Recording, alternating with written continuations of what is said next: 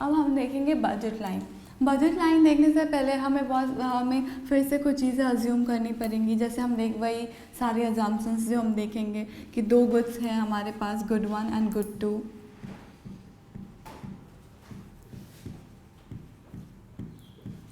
देखेंगे उसकी क्वांटिटी,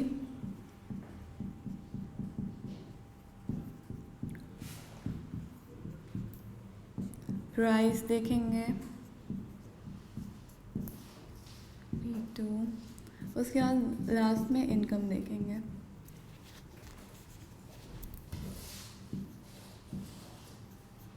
ठीक है, अब बजट लाइन क्या है? हमने बजट सेट देखा कि हमारे पास बहुत सारे बंडल्स अवेलेबल हैं जिसे हम परचेज़ कर सकते हैं गिवन इनकम में। ठीक है, तो अब जब हम इस चीज़ का हम ग्राफिकली रिप्रेजेंटेशन देते हैं, जब हम इसे ग्राफिकली रिप्रेजेंट करेंगे तो वही बजट लाइन कहलाएगा। बजट लाइन वो सारे पॉइंट्स हैं, वो सारे बंडल्स हैं जो एक कंज्यूमर अपने इंटायर इनकम को खर्च करके खरीद सकता है, कंज्यूम कर सकता है। एक्स एक्सिस पे हम गुड 1 लेंगे, वाई एक्सिस पे हम गुड 2 लेंगे। ठीक है, ये हमारा बजट लाइन है। से M/P1 से M/P2 कहेंगे। हम अपनी गिवन इनकम में गुड 1 और गुड 2 की कोई भी क्वांटिटी ले सकते हैं। गुड 1 जब 0 होगा तो हमारा ये पॉइंट होगा, इस पॉइंट पे हम इंटायर इनकम अपना गुड 2 कंज्यूम करने में वेस्ट कर रहे हैं, अपना सारा इनकम उसमें यूज़ कर रहे हैं। अगर हम ये पॉइंट लेते हैं, इस पॉइंट पे क्या होगा कि हमारा सारा इनकम गुड 1 खरीदने में जाएगा, गुड 2 पे हम कुछ भी नहीं खरीदेंगे, गुड 2 का 0 क्वांटिटी कंज्यूम करेंगे। इस पे कोई भी अगर हम पॉइंट लेते हैं, कोई भी पॉइंट लेते हैं, तो इस पे ये सारा हमारा डिफरेंट कॉम्बिनेशन शो करता है गुड 1 और गुड 2 के। अगर ये पॉइंट लेते हैं हम, तो हम इस पे इतना कंज्यूम करें, इतना अमाउंट गुड 2 का कंज्यूम करेंगे और इतना अमाउंट गुड 1 का, मतलब ज़्यादा। उसके बाद अगर हम ये वाला पॉइंट लेते हैं, इस पॉइंट पे इसे हम नेमिंग दे देते हैं। अगर मान लीजिए हम सी पॉइंट लेते हैं, सी पॉइंट पे हमें इतना अमाउंट लेना होगा गुड 2 का और इतना अमाउंट लेना होगा गुड 1 का, इस पर हमारा इंटायर इनकम खर्च होगा।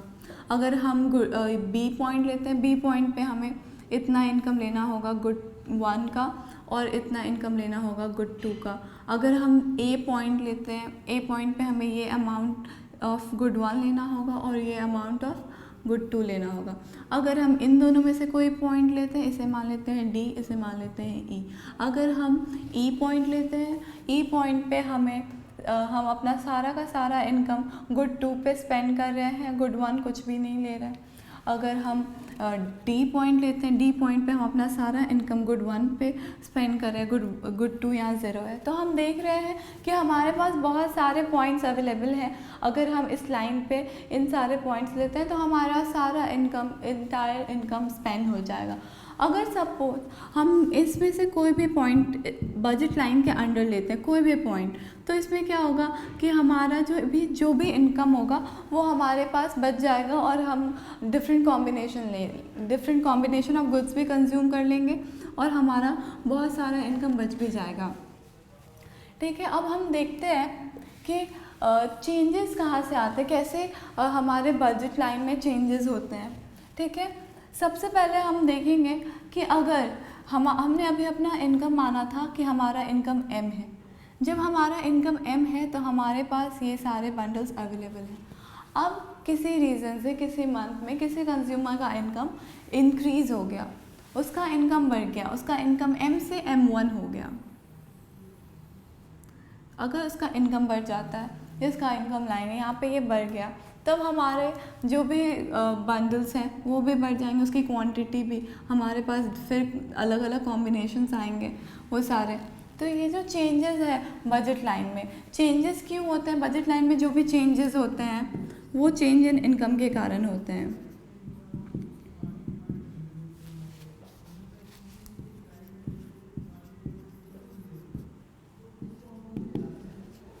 ये हम देख रहे हैं कि हमारा बजट लाइन चेंज कर गया। पहले हमारा बजट लाइन ये था, अब हमारा बजट लाइन M1 P1 और M2 P2 हो गया।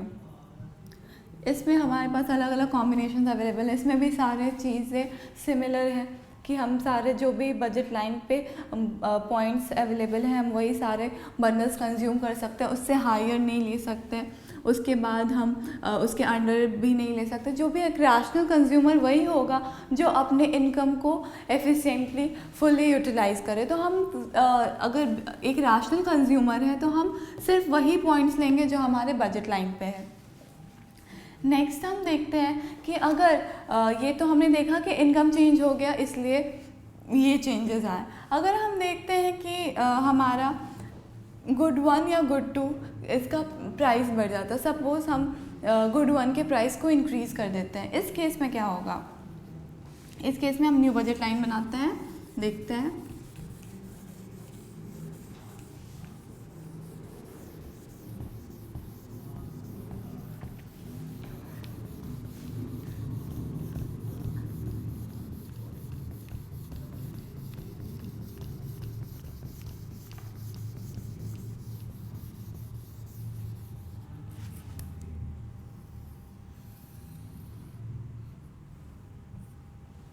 पहले हमारा बजट लाइन ये था, यहाँ हमारा गुड 1 है, यहाँ हमारा गुड 2 है,